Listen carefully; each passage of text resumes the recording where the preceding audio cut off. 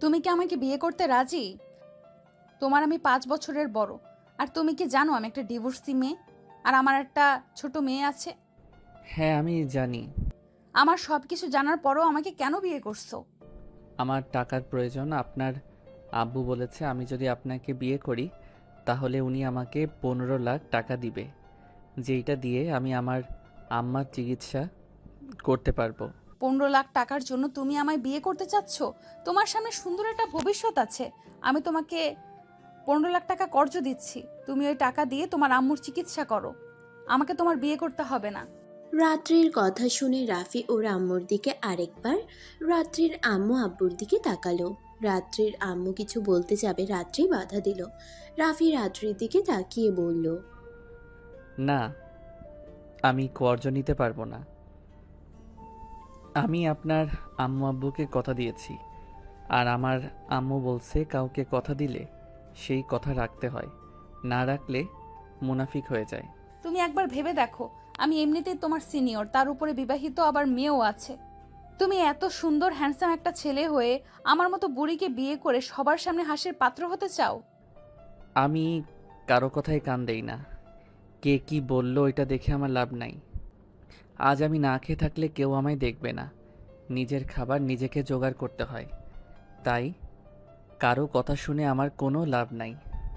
আমার আর আপনার আব্বু আম্মুর সেম অবস্থা। আমি আমার আম্মুর জন্য সব করতে পারি। আমার আম্মুকে কিভাবে ভালো রাখবো সেটা নিয়ে আমার চিন্তা।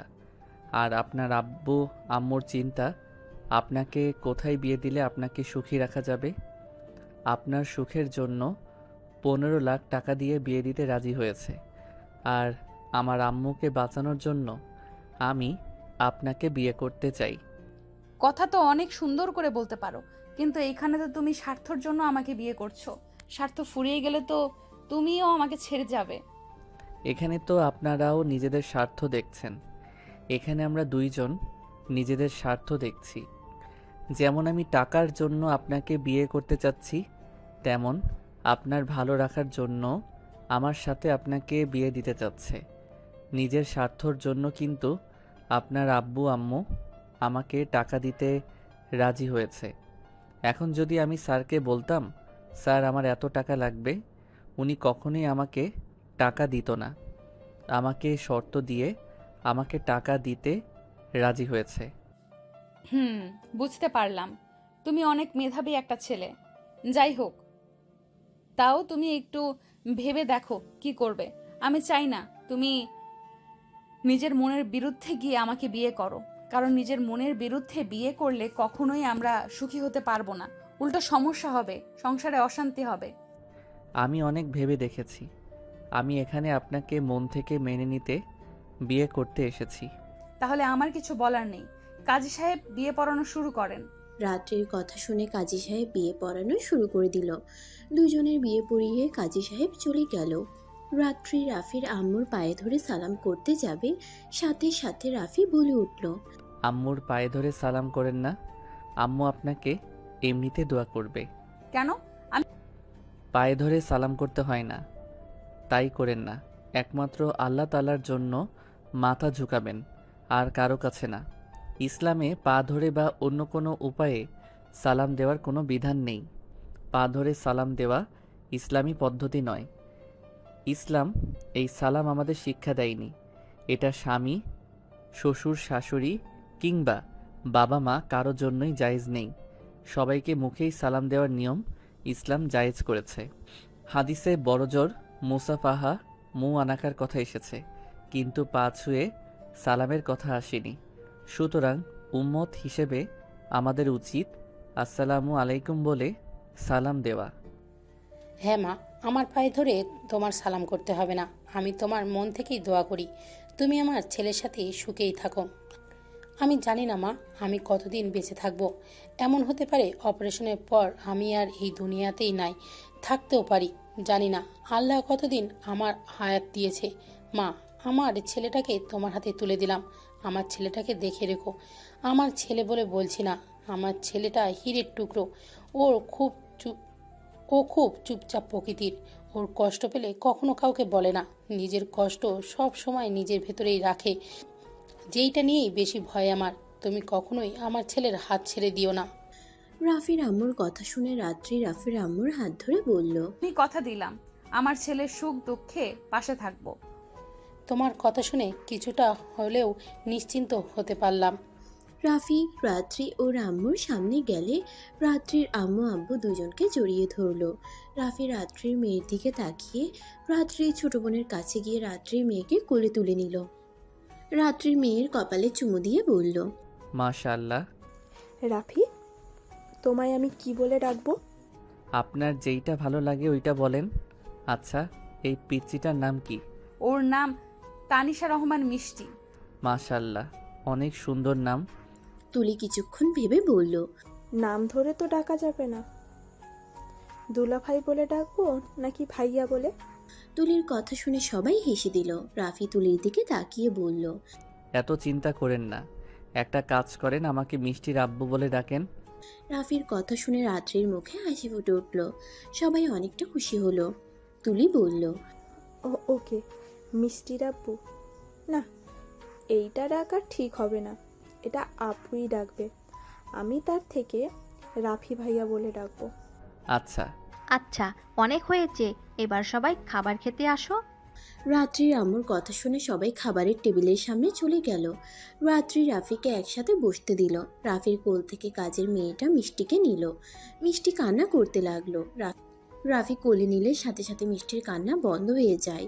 এটা দেখে সবাই অবাক হয়ে যায়। তুলি রাফিকে বলে, বাবা, মিষ্টি দেখি নতুন আব্বুকে পেয়ে অনেক খুশি।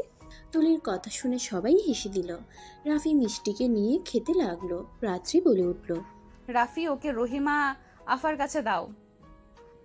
এইভাবে ওকে নিয়ে খেতে তোমার সমস্যা হবে।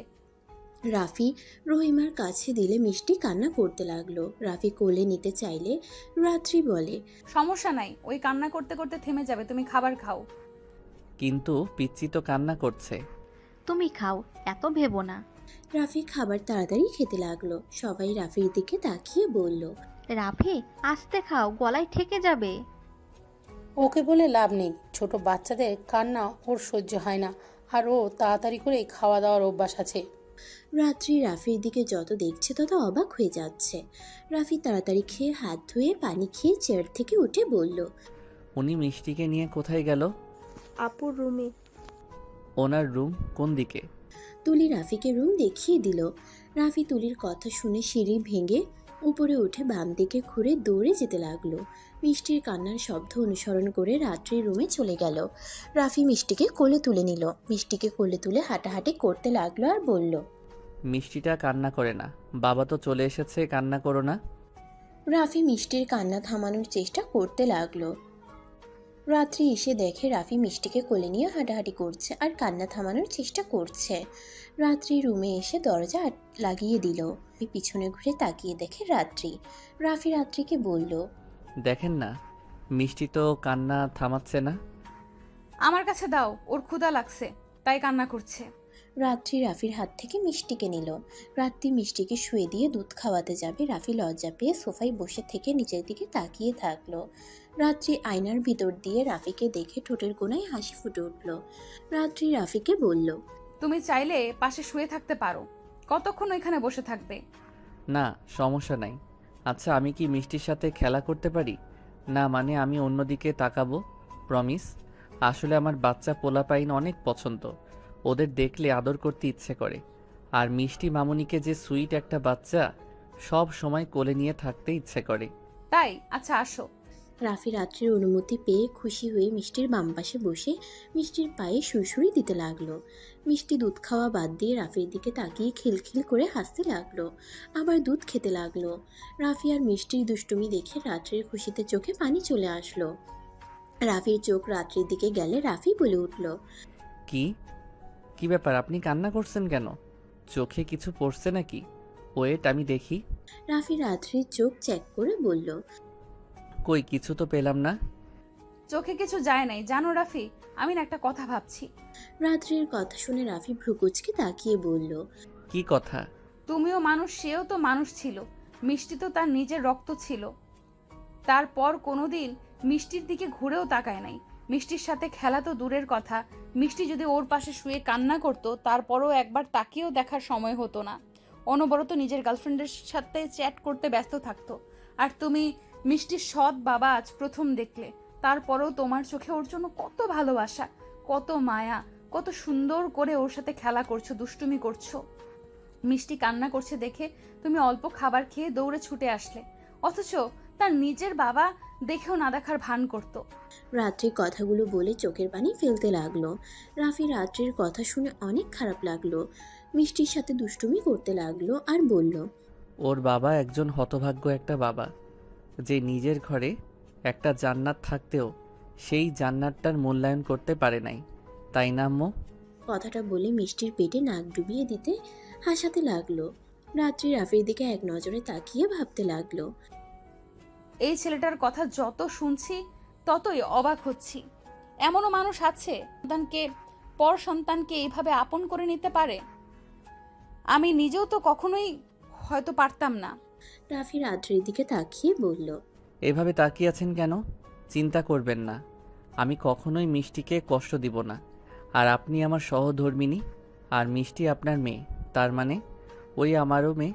তাই একজন বাবা হিসেবে আমার মেয়েকে কিভাবে রাখলে ভালো থাকবে সেইটা সম্পূর্ণ আমার দায়িত্ব। রাফির কথা শুনে যেন রাত্রি নিজের চোখে পানি আর ধরে রাখতে পারল না। রাত্রি নিজের চোখ মুছতে মুছতে বলল, আমি জানি না তোমার মনের ভেতরে কি আছে। তুমি এইসব কথা মন থেকে বলছো নাকি আমাকে পটানোর জন্য বলছো আমি জানি না, কিন্তু আমি তোমার কথা যত শুনছি তত তোমার প্রতি আমার শ্রদ্ধা বেড়ে যাচ্ছে। আমি যা বলি তাই করি, আর আমার মন থেকে করি। রাফি কিছু বলতে যাবে তখনই দরজায় নক করার শব্দ হলো। রাত্রি চোখ মুছে স্বাভাবিক কণ্ঠে বলে উঠল, কে? আপু, আমি তুলি। কিছু বলবি? দরজা খোলো। রাফি খাট থেকে নেমে দরজা খুলতে চলে গেল। দরজা খুলতেই তুলি ভেতরে ঢুকে পড়ল। তুলির হাতে দুধের গ্লাস থেকে রাফি ভ্রুকুচকে তাকালো। তুলি দুধের গ্লাসটা টেবিলের উপরে রেখে বলল, এটা আম্মু পাঠিয়ে দিল আর মিষ্টিকে আমাকে দিতে বলল। আজকে মিষ্টি আমার সাথে ঘুমাবে। মিষ্টির তো মাঝরাতে ক্ষুধা লাগে, তুই ওকে সামলাতে পারবি? সমস্যা নাই, আমি চেষ্টা করব। রাত্রি চোখ দেখে বোঝা যাচ্ছে তুলির কাছে মিষ্টিকে দিতে চাচ্ছে না। রাফি বিষয়টা বুঝে বলল, মিষ্টি আমাদের সাথে থাক। দেখ, বাসর করবে নাকি? মিষ্টিকে ঘুম পাড়াতে পাড়াতে সকাল করে ফেলবে। আমি ওকে নিয়ে যাচ্ছি, আর তোমরা এনজয় করো। আপনি যান, ওকে নিয়ে যেতে হবে না। আচ্ছা নিয়ে যাক, এক রাত তো। আমি চাই না আমার মেয়ের জন্য তোমার এই সুন্দর মুহূর্তটা নষ্ট হোক। তুলি ওকে নিয়ে যা। তুলি মিষ্টিকে কোলে তুলে নিয়ে যেতে নিবে, সাথে সাথে রাফি তুলির কোল থেকে মিষ্টিকে নিয়ে বলল, আপনাকে তো বললাম আমার কোনো সমস্যা নাই, ওইখানে থাক। আর মিষ্টি থাকলে আমার সময়টা আরও ভালো কাটবে। আমার সময় নষ্ট হবে কেন? আপনি যান। তুলি রাফির কথা শুনে আর কিছু না বলে চলে গেল। রাফি দরজা লাগিয়ে দিয়ে খাটে এসে মিষ্টিকে শুয়ে দিল। রাত্রি রাফির দিকে তাকিয়ে বলল, তুমি এটা কেন করলে? এখন ওকে ঘুম পাড়াতে অনেক সময় লাগবে, সহজে ঘুমাতে চায় না ওই। সমস্যা নাই, ওই যতক্ষণ জেগে থাকতে পারে থাকুক, আমি অপেক্ষা করতে রাজি আছি। রাফি মিষ্টির পাশে শুয়ে থাকলো। মিষ্টিকে বুকের উপরে শুয়ে দিয়ে পিঠে আলতো করে হাত বুলিয়ে দিতে লাগলো। মিষ্টি ঘুমানো বাদ দিয়ে রাফির মুখে সেমভাবে থাপড়াতে লাগলো। রাফি রাত্রি ফিক করে হেসে দিল। রাফি হাসতে হাসতে বলল, দুষ্ট মেয়ে আমার, আমাকে ঘুম পাড়িয়ে দিচ্ছে। রাফি কথাটা বলে মিষ্টিকে চুমু দিল। রাত্রি রাফির কাছ থেকে নিয়ে রাফিকে বলল, আমার কাছে দাও, আমি ঘুম পাড়ানোর চেষ্টা করি। রাত্রি কথাটা বলে মিষ্টিকে ঘুম পাড়িয়ে দিতে লাগলো। ঘুম পাড়াতে গিয়ে রাত্রি নিজেও ঘুমিয়ে যায়। রাফি রাত্রিকে ঘুমিয়ে যেতে দেখে কিছু না বলে লাইট অফ করে দিয়ে শুয়ে পড়ল। রাত 3টায় রাত্রির ঘুম ভাঙলে রাফির কথা মনে পড়তেই সাথে সাথে ফোনের টর্চ চালিয়ে দেখে রাফি ঘুমিয়ে আছে। মিষ্টি রাফির হাত জড়িয়ে ধরে ঘুমিয়ে আছে। রাত্রি আস্তে আস্তে ক্যামেরা জ্বালিয়ে এই সুন্দর মুহূর্তটা ক্যামেরা বন্দি করে রাখলো। রাফির চোখে লাইট আলো পড়তেই রাফি নড়ে উঠল। রাত্রির সাথে সাথে ফোনের ক্যামেরা অফ করে দিল। ঘুমানোর ভান করে শুয়ে পড়ল। রাফি চোখ খুলে ফোন খুঁজতে লাগলো। ফোন খুঁজে টাইম দেখলো। রাফির স্ক্রিনের আলোতে মিষ্টির দিকে তাকিয়ে মুচকি হাসি দিয়ে ফোনটা রেখে স্টিল হয়ে শুয়ে থাকলো। একটুও নড়ল না। বেশ কিছুক্ষণ পর রাত্রি বলে উঠল, সরি, চোখ লেগে গেছিল। এখনো সকাল হয় নাই, তুমি চাইলে এখন তোমার বাসা সম্পূর্ণ করতে পারো। আপনি ঘুমান নাই? ঘুমিয়েছিলাম, ঘুম ভেঙে গেছে। ও আচ্ছা। রাত্রি ফোনের টর্চ জ্বালিয়ে আস্তে আস্তে মিষ্টির উপরে মশারি টানিয়ে দিয়ে তার উপরে কাপড় দিয়ে ঢেকে দিয়ে মিষ্টির মুখের উপরে ছায়া দিল। তারপর আস্তে আস্তে গিয়ে রুমের লাইট চালিয়ে দিল। রাফি শোয়া থেকে আধশোয়া হয়ে রাত্রির দিকে তাকিয়ে বলল, কি হলো? লাইট দিলেন কেন? মিষ্টিকে তোমার দিকে শুইয়ে দাও। তুমি ওখান থেকে ওঠো। কেন? যা বলছি তাই করো। রাফি আস্তে আস্তে মিষ্টিকে ওর জায়গাটাতে শুয়ে দিল। রাত্রি রাফিকে বলল, রাফি, তুমি একটু 1 ঘন্টার জন্য ব্যালকনিতে যেতে পারবে? রাত্রির কথা শুনে রাফি ভ্রুকুচকে তাকিয়ে বলল, কেন? যাও বলছি, পরে দেখতে পারবে। আর আমি যখন আসতে বলবো তখন আসবে। রাত্রি উপায় না পেয়ে ব্যালকনিতে চলে গেল। রাত্রি ব্যালকনির দরজা হালকা করে চাপা দিল। রাত্রি 1 ঘন্টার মধ্যে নতুন বউ সেজে খাটের উপরে ঘোমটা দিয়ে বসে বলল। রাফি, এখন আসো। রাফি আকাশের দিকে তাকিয়েছিল। রাত্রির কণ্ঠ পেয়ে ব্যালকনির দরজা খুলে ভিতরে ঢুকে খাটের দিকে তাকিয়ে অবাক হয়ে তাকিয়ে বলল, এইটা কি? এত অবাক হচ্ছ কেন? আমার ঘুমটা খুলে দেখবে না? রাত্রির কথা শুনে রাফি আস্তে আস্তে রাত্রির পাশে বসে মুখের ওপর থেকে ঘোমটা সরিয়ে কপালে চুমু দিয়ে বলল, মাশাল্লাহ, আপনাকে অনেক সুন্দর লাগছে, কিন্তু আপনার দেনমোহর তো আমি পরিশোধ করি নাই, তাই আপনাকে স্পর্শ না করা উচিত। তোমার কাছে এখন কত টাকা আছে? বেশি না, 6,000 মতো আছে। আচ্ছা, তুমি আমাকে আপাতত 6,000 দাও, পরে আস্তে আস্তে পরিশোধ করে দিও। ওকে। রাফি খুশি হয়ে পকেট থেকে ওয়ালেট বের করে 6,000 টাকা রাত্রির হাতে দিল। রাত্রি টাকাটা নিয়ে বলল, এখন আমাকে স্পর্শ করতে পারো। রাফি রাত্রির দুইটা হাত ধরে হাতে চুমু খেয়ে রাত্রির দিকে তাকিয়ে দেখতে লাগলো। রাত্রি লজ্জা পেয়ে বলল, বুড়ি মানুষের দিকে এইভাবে তাকিয়ে কি দেখো? রাত্রির কথা শুনে রাফির রাগ হলো। রাফি শান্ত কণ্ঠে বলল, বাজে কথা বলবেন না, 25 বছরের মানুষ বুড়ি হয়ে যায় না। ও মা, তুমি আমার বয়সও জানো? হুম, আপনার জন্ম নিবন্ধন কাগজে দেখেছি। তোমার এত দিকে খেয়াল, বাহ। হুম, যাই হোক, আমাকে আমার ব্যক্তিগত চাঁদ দেখতে দেন তো। দেখো, তোমার ব্যক্তিগত চাঁদ আমি বাধা দেওয়ার কে? হুম, দেখতে দেন। তা কতক্ষণ এইভাবে তাকিয়ে দেখবে? আপনাকে দেখতে দেখতে সারা রাত পার করিয়ে দিতে চাই। তাই আদর করবে না নাকি? শুধু দেখেই যাবে? রাত্রি কথাটা বলে লজ্জা পেয়ে গেল। রাফি দুষ্টু মার্কা হাসি দিয়ে বলল, আপনি যদি অনুমতি দেন তাহলে আদর করতে পারি। তুমি না কিছুক্ষণ আগে বললে আমি তোমার ব্যক্তিগত চাঁদ, তাহলে আমার অনুমতি চাচ্ছ কেন? কথাটা বলেই লজ্জায় লাল হয়ে যেতে লাগলো। রাফি রাত্রির লজ্জা মাখা মুখ দেখে উত্তেজিত হয়ে গেল। আস্তে আস্তে রাত্রিকে শুয়ে দিয়ে গলায় কিস করতে লাগলো। কিস করতে করতে নিচের দিকে নামতে লাগলো। রাত্রি চোখ বন্ধ করে ফেললো। রাফির ঠোঁটের স্পর্শে কেঁপে কেঁপে উঠতে লাগলো। রাফি পেটে কিস করলেই সাথে সাথে রাত্রি রাফির মাথা পেটের সাথে চেপে ধরলো। রাত্রির পেটের উপর থেকে মুখ তুলে রাত্রির মুখের দিকে এগিয়ে গেলে রাত্রির ঠোঁট জড়া থরথর করে কাঁপতে লাগলো। রাফি আলতো করে দুইটা ঠোঁট নিজের দখলে করে নিল। আস্তে আস্তে রাত্রির 2 হাত খাটের সাথে চেপে ধরে আদর করতে লাগলো। আদর করতে করতে সুখের সাগরে ভেসে গেল। রাফি রাত্রি দুইজন ক্লান্ত হয়ে গেল। রাত্রি রাফির বুকে শুয়ে থেকে রাফির বুকের লোমগুলো নিয়ে খেলতে লাগলো। মাঝে মাঝে দুষ্টুমি করে টান দিতেই রাফি আহ বলে উঠলে রাত্রি বলল, ওলে ওলে, আমার বরটা বুঝি ব্যথা পেয়েছে? রাত্রির কথা শুনে রাফি বুকের উপর থেকে সরিয়ে নিচে ফেলে গালে আলতো করে কামড় দিয়ে দুষ্টুমি হাসি দিয়ে বলল। ওলে ওলে, আমার বউটা বুঝি ব্যথা পেয়েছে। রাফির কাণ্ঠ দিকে রাত্রি ফিক করে হেসে দিল। রাফিকে আলতো করে কয়েকটা কিল ঘুষিয়ে দিয়ে বলল, ফাজিল একটা, ঘুমাও। ঘুমাবো না, আপনাকে শান্তিতে জ্বালাতে দেন। এই দুষ্টু বরটা বলে কি? যা ঘুমাও, যাও ঘুমাও, সকালে উঠে নামাজ পড়তে হবে তো। হুম, আচ্ছা থাকেন, ঘুমাই। সকালে উঠতে না পারলে নামাজটা পড়তে পারবো না। রাফি রাত্রির উপর থেকে উঠে প্যান্ট পরে উঠতে যাবে। রাত্রি টান দিয়ে বুকের উপরে শুয়ে দিয়ে বলল, এই যে মিষ্টির আব্বু, শুনছেন? ওই পাশে না ঘুমিয়ে আমার বুকে শুয়ে থাকুন না। বাবু, ওইদিকে শুয়ে পড়ি, বাবু পড়ে যেতে পারে। পড়বে না, তুমি আমার পাশে শুয়ে থাকো। রাফি মিষ্টিকে রাত্রির দিকে আরেকটু টেনে নিয়ে এসেছে। রাত্রিকে পিছন থেকে জড়িয়ে ধরে ঘুমালো। রাত্রি রাফির দিকে ঘুরে কপালে চুমু দিল। রাফি রাত্রির ঠোঁটে চুমু দিল। রাত্রি হাঁ করে তাকালে রাফি মিটিমিটি হেসে জড়িয়ে ধরে ঘুমিয়ে পড়ে। সকালে আজানের ধ্বনিতে ঘুম ভেঙে রাফি বুকের উপরে ভারী কিছু অনুভব করলো। চোখ খুলে দেখে রাত্রি জড়িয়ে ধরে শুয়ে আছে। রাফি মিষ্টি করে হাসি দিয়ে রাত্রির মুখের উপর থেকে চুল সরিয়ে দিয়ে কপালে চুমু দিলে রাত্রির চোখ খুলে সাথে সাথে ঠোঁটে চুমু দিল। রাফি ফিক করে হেসে দিয়ে বলল, কি ব্যাপার, আমার বউটা কি জেগে আছে নাকি? হুম। রাফি খাট থেকে উঠে রাত্রিকে কোলে তুলে নিয়ে বলল, তাহলে চলেন দুইজন একসাথে গোসল করে নামাজ পড়ে নেই। আমাকে ছাড়ো, আমার লজ্জা করছে। ওলে ওলে আমার বউটা, লজ্জা পেলে তো আপনাকে অনেক সুন্দর লাগে। থাক। রাফি হেসে দিল। হেসে রাত্রিকে নিয়ে ওয়াশরুমে চলে গেল। দুজন গোসল করতে লাগলো। রাফি রাত্রির সাথে দুষ্টুমি করলে রাত্রি দৌড়ে তোয়ালা নিয়ে রুমে চলে আসে। রাফি ধরতে বের হবে তার আগে রাত্রি দরজা লাগিয়ে দিয়ে হাসতে হাসতে বলল, দুষ্টু ছেলে, আমি আগে পোশাক পরিবর্তন করব, তারপর দরজা খুলবো। বউ, ও বউ, দরজা খুলেন না, আর দুষ্টুমি করব না। সত্যি করবে না তো? না, করব না, শুধু আদর করব। রাত্রি রাফির কথা শুনে ফিক করে হেসে দিয়ে বলল, ফাজিল একটা, যাও, দরজা খুলবো না। কথাটা বলে রাত্রি শরীর মুছে আলমারি থেকে শাড়ি বের করে পরতে লাগলো। রাফি দরজার কাছ থেকে সরে গিয়ে গোসল করে নিল।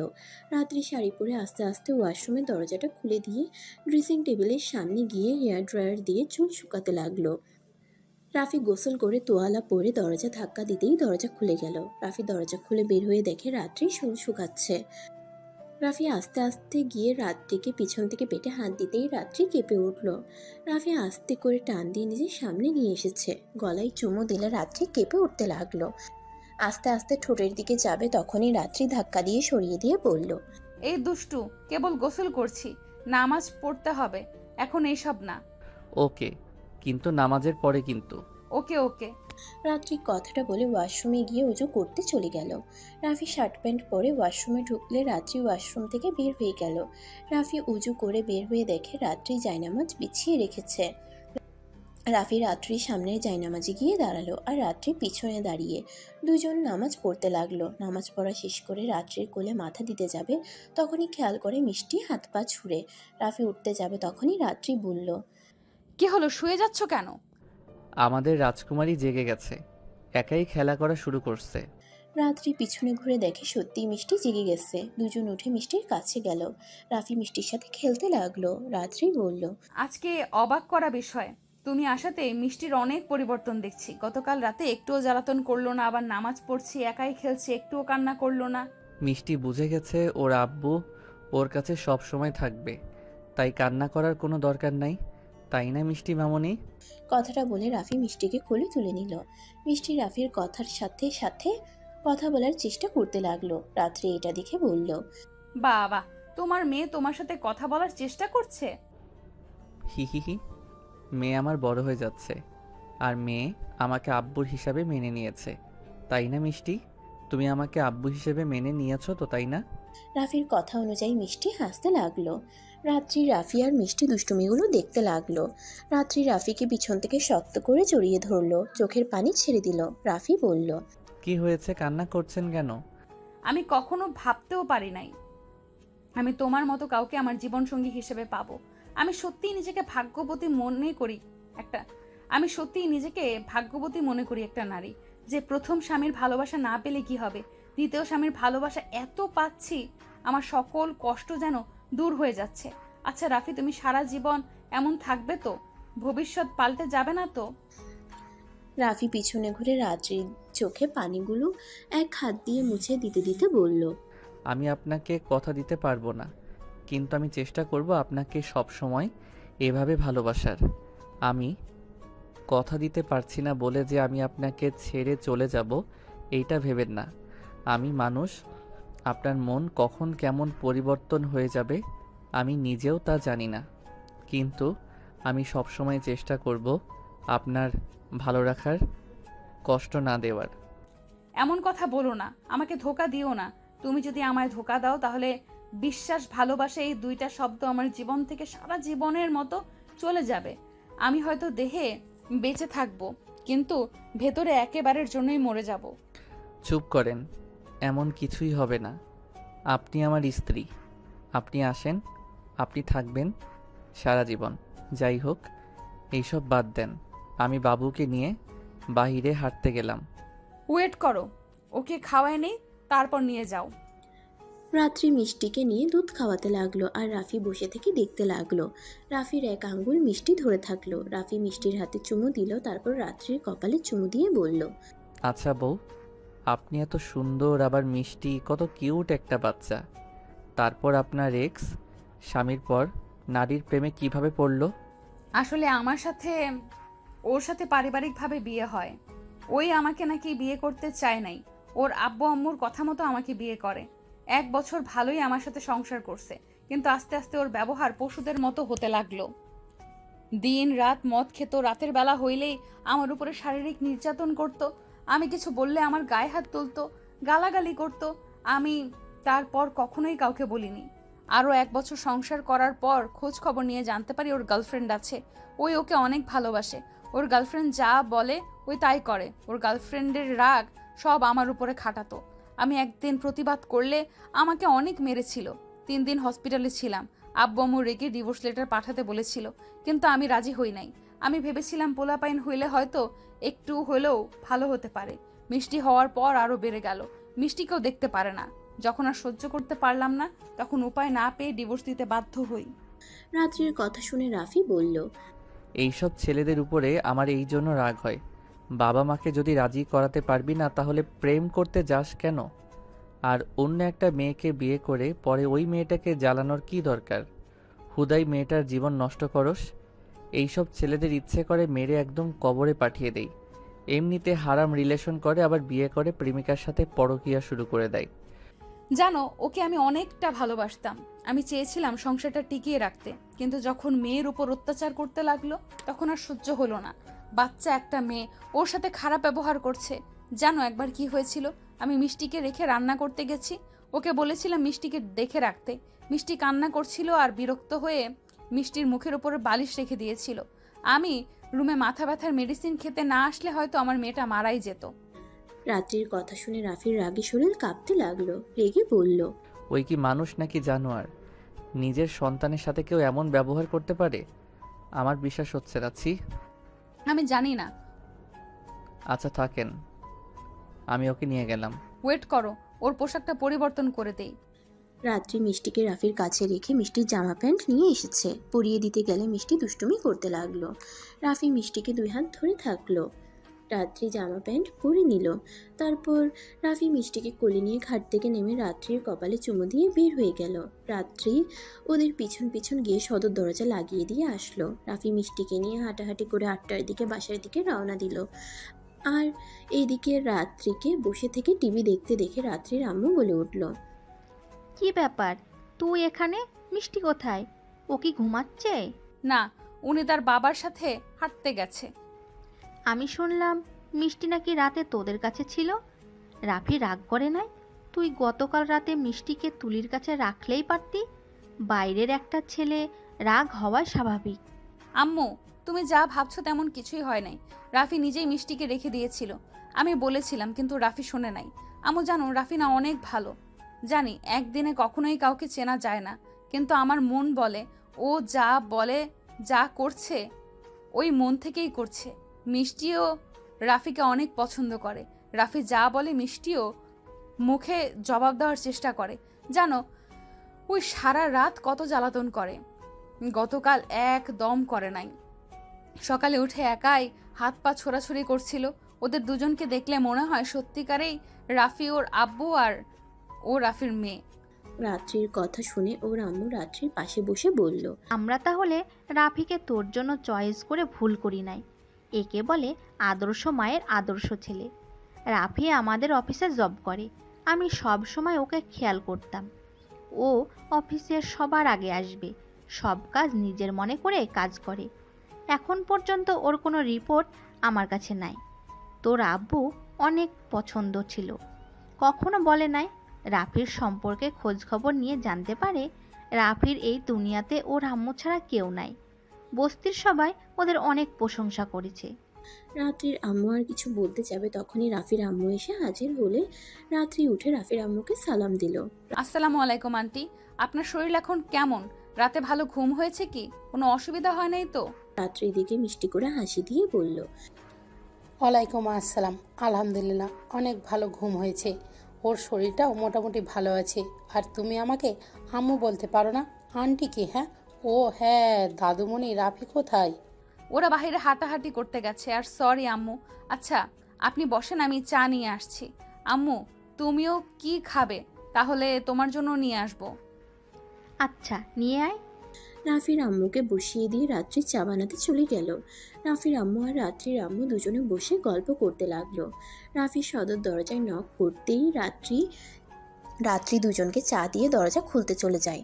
দরজা খুলে রাফি আর মিষ্টি দাঁড়িয়ে আছে। রাফি একদম ঘেমে গেছে। রাত্রিকে দেখে মিষ্টি কোলে উঠল। রাত্রি শাড়ির আঁচল দিয়ে রাফির মুখের বুকের ঘাম মুছে দিতে দিতে বলল, বাপ বেটির হাঁটাহাঁটি হয়ে গেছে? হয়ে গেছে। আম্মু কি উঠেছে? হুম, সবাই উঠে গেছে। তুমি বসো, আমি চা বানিয়ে দেই। কথাটা বলে তিনজন বসার ঘরে চলে গেল। গিয়ে দেখে তুলি রাত্রি চা নিয়ে খাচ্ছে। রাত্রিকে দেখে মিঠে মিঠে হাসতে লাগলো।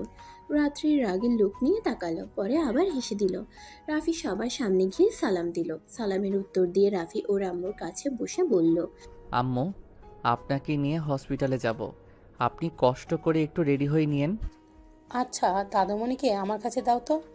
রাত্রি রাফির আম্মুর কোলে নিয়ে রান্নাঘরে যেতে নিবে তখনই রাফি বলল, আপনি কি চা নিয়ে আসতে যাচ্ছেন নাকি? ওয়েট, আমি একটু চা বানানো দেখব। রাফি কথাটা বলে রাত্রির পিছন পিছন রান্নাঘরে গেল। রাত্রি রাফিকে চা বানাতে দেখাতে যাবে তখনই রাফি পিছন থেকে জড়িয়ে ধরে বলল, চা বানাতে হবে না, 1 কাপ হইলে দুইজন একসাথে খাবো। এই ফাজিল ছাড়ো, কেউ এসে যাবে কিন্তু। কেউ আসবে না। রাফি রাত্রিকে নিজের দিকে ঘুরিয়ে চা কাপে ঢেলে রাত্রিকে খেতে দিল। রাত্রি চুমুক দিতেই ঠিক সেই জায়গায় ঠোঁট লাগিয়ে চুমু দিয়ে বলল, আহ কি মজা। রাফির কথা শুনে রাত্রি ফিক করে হেসে দিয়ে বলল, সরো ফাজিল, চিনি ছাড়া চা মজা হয় কিভাবে? রাফি রাত্রির ঠোঁটে চুমু দিয়ে বলল। এই তো চিনি নিয়ে নিলাম। রাত্রি রাফির পাগলামি দেখে হাসতে লাগলো। রাফি মুগ্ধ নয়নে তাকিয়ে দেখতে লাগলো। রাত্রি হাসতে হাসতে সামনের দিকে ঘুরে চায়ের কাপে চিনি দিয়ে গুলাতে লাগলো। তুলি চায়ের কাপ রাখতে এসে ওদের এসব দেখে জোরে হেসে উঠলে সাথে সাথে রাত্রি রাফি হাসির শব্দ শুনে পিছনে ঘুরে তুলিকে দেখে বলল, বাহ, কি রোমান্টিক দুলাভাই আমার। শুনো, রোমান্স রুমে গিয়ে করো, রান্নাঘরটা ছেড়ে দাও। রাত্রি তুলির কথা শুনে রাগের লোক নিয়ে রাফির দিকে তাকালে রাফি মাথার পিছনে হাত দিয়ে বলল, আপনি এখানে কি করছেন? আমি তো চায়ের কাপগুলো রাখতে এসেছি। আমি সত্যি ভাবতে পারি নাই এমন দৃশ্য দেখব। আগে জানলে আসতাম না। কথাটা বলে হাসতে হাসতে বের হয়ে গেল। রাফি রাত্রিকে আবার ধরতে যাবে। রাত্রি হালকা করে ধাক্কা দিয়ে বলল, যাও তো রুমে। তুলি না হয়ে যদি আম্মু আসতো তাহলে কি হতো? যাও এখান থেকে। আরে বাবা, এভাবে তাড়িয়ে দিচ্ছেন কেন? চাটা তো খেতে দেন। রাত্রি রাফির হাতে চাটা দিয়ে চলে গেল মিটিমিটি হেসে। রাফি অসহায়ের মতো রাত্রি চলে যাওয়ার দিকে তাকিয়ে চা খেতে লাগলো। চা খেয়ে কাপ ধুয়ে রান্নাঘর থেকে বের হলো। তুলি রাফিকে দেখে হাসা শুরু করলো। রাফি লজ্জা পেয়ে গেল। রাফির আম্মু জিজ্ঞেস করলো, কি হয়েছে তুলি? তুমি দেখছি অনেকক্ষণ ধরে হাসছো। আমাদের বলো, আমরাও একটু হাসি। রাফির আম্মুর কথা শুনে রাফি লজ্জা পেয়ে গেল।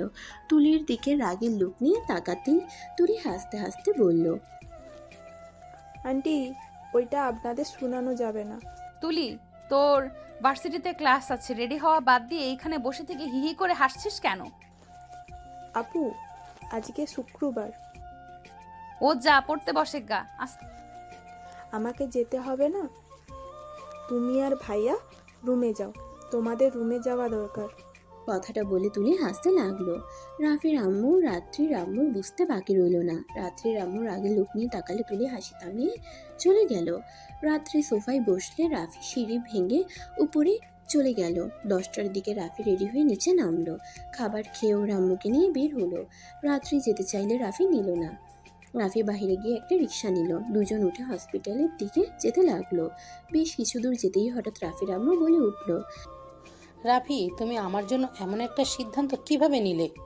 আম্মু, আপনি তো আমাকে বলেছেন সব সময় ভালো কাজ করতে, আর ডিভোর্সি মেয়েকে বিয়ে করা তো খারাপ কিছু না। আর উনি অনেক ভালো, ওনার আব্বু আম্মুও অনেক ভালো, সেখানে আমার কোনো সমস্যা নাই। আপনি একটা জিনিস বুঝতে পারছেন না? উনি যদি খারাপ হতো তাহলে আমাকে কখনোই বিয়ের সময় বলতো না। টাকা কর্জ দিবে তাকে বিয়ে করতে হবে না, উনি আমাকে বারবার ভেবে দেখতে বলছে। আম্মু, আমি ওনার সাথে যতটা মিশে বুঝলাম, উনি শুধু একটু ভালোবাসা চায়। আর ভালোবাসা দিতে তো আর পয়সা লাগে না, একটু ভালো ব্যবহার, একটু ভালোবাসা পেতে চাই। হ্যাঁ, আমারও রাত্রিকে অনেক ভালো লেগেছে। কথা বলার ধরন, ভঙ্গি অনেক ভালো। কিন্তু তুমি আমার একমাত্র সন্তান। আমি চাচ্ছিলাম না আমার জন্য তুমি এভাবে বিক্রি হয়ে যাও। আম্মু, আমি বিক্রি হয়েছি, এটা আমি মানছি, চিন্তা করবেন না। আপনি সুস্থ হয়ে যান, আর আমি আবার পড়াশোনা শুরু করব, সাথে জব করব। ইনশাল্লাহ একদিন আমি ঠিক ওনার 15 লাখ টাকা ফিরিয়ে দিব। ফিয়া আমার নীলহা। রাফি আর রাফির আম্মু দুজন গল্প করতে করতে হসপিটালে চলে গেল। হসপিটালে গিয়ে চেক আপ করে ডাক্তারের সাথে কথা বলে হসপিটাল থেকে বের হলো। রাত্রে অনেকবার কল দেওয়াতে রাফি কল ব্যাক করলো। কল রিসিভ করতেই রাফি বলল, আসসালামু আলাইকুম। আপনি কল দিয়েছিলেন, দুঃখিত খেয়াল করি নাই, ফোনটা মিউট করা হয়েছিল। সালামু আলাইকুম। ওয়ালাইকুম সালাম। তোমরা এখন কোথায়? আমরা কেবল হসপিটাল থেকে বের হইলাম। মিষ্টি আম্মু কি করে? দুধ খাচ্ছে। ও আচ্ছা, থাকেন, বাসায় গিয়ে কথা হবে। রাফি কথাটা বলে যে ফোনটাকে রাখতে যাবে, সাথে সাথে রাফির আম্মু রাফিকে ধাক্কা মেরে ফেলে দিল। রাফি সোজা ল্যাম্পপোস্টের সাথে ধাক্কা খেয়ে হাতে ব্যথা পেয়ে পড়ে গেল। রাফি একটা শব্দ শুনে সামনের দিকে তাকাতেই দেখে একটা ট্রাক রিক্সাটা ভেঙে গুঁড়া করে ফেলছে। রাফির আম্মু রিক্সার সাথে ঝুলে পড়ে আছে, রিক্সাওয়ালার সামনে চাকার নিচে পড়ে আছে। রাফি চিৎকার দিয়ে উঠল। আম্মু, কথাটা বলে রাফি উঠে দৌড়ে গিয়ে ওর আম্মুর কাছে চলে গেল। সবাই রাফিদের ঘিরে ধরলো। রাফি ওর রিক্সা সরিয়ে দিয়ে ওর আম্মুকে ধরে কোলে শুয়ে দিয়ে ডাকতে লাগলো। আম্মু, এই আম্মু, চোখ খুলেন। আম্মু, এই আম্মু, আমার অনেক ভয় করছে। আম্মু, চোখ খুলেন না। রাফির ডাকাডাকিতে রাফির আম্মু জোরে একটা নিঃশ্বাস নিয়ে চোখ খুলে রাফির গালে হাত দিতে বলল। আপু, তুমি ঠিক আছো? রাফির আম্মু কথাটা বলে রাফির কোল থেকে ঢলে পড়লো। মুখের কাছ থেকে হাত পড়ে গেল। রাফি চিৎকার করে উঠল। একজন চেক করে বলল রাফির আম্মু আর বেঁচে নেই। রাফি যেন পাগলের মতো করতে লাগলো। আম্মু গো, ও আম্মু, আমাকে ছেড়ে চলে যেতে পারেন না। আম্মু গো, ও আম্মু, আমি আপনাকে ছাড়া কিভাবে থাকবো? আপনি যে আমার শেষ ভরসা ছিলেন, সেই আপনি আমাকে একা করে চলে গেলেন। আম্মু গো, ও আম্মু, এভাবে চলে যাইয়েন না। রাফির কান্না শুনে সবার চোখে পানি, আর ধরে রাখতে পারলো না। আর এদিকে রাত্রির ফেসবুকিং করছিল। হঠাৎ একটা লাইভ দেখে চোখ থমকে গেল। রাত্রির হাত থেকে ফোন পড়ে গেল। রাত্রি এক মুহূর্ত অপেক্ষা না করে মিষ্টিকে রেখে দৌড়ে নিচে নেমে গেল। সবাই অবাক হয়ে জিজ্ঞেস করলো, রাত্রি কোথায় যাচ্ছিস? এভাবে দৌড়াচ্ছিস কেন?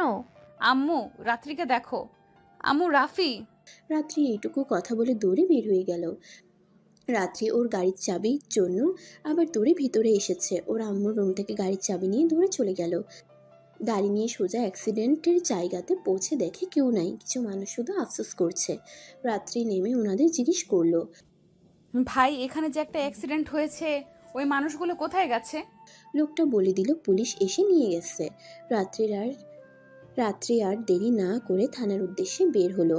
থানায় গিয়ে দেখে রাফি ওর আম্মুর পাশে বসে পাগলের মতো কান্না করছে।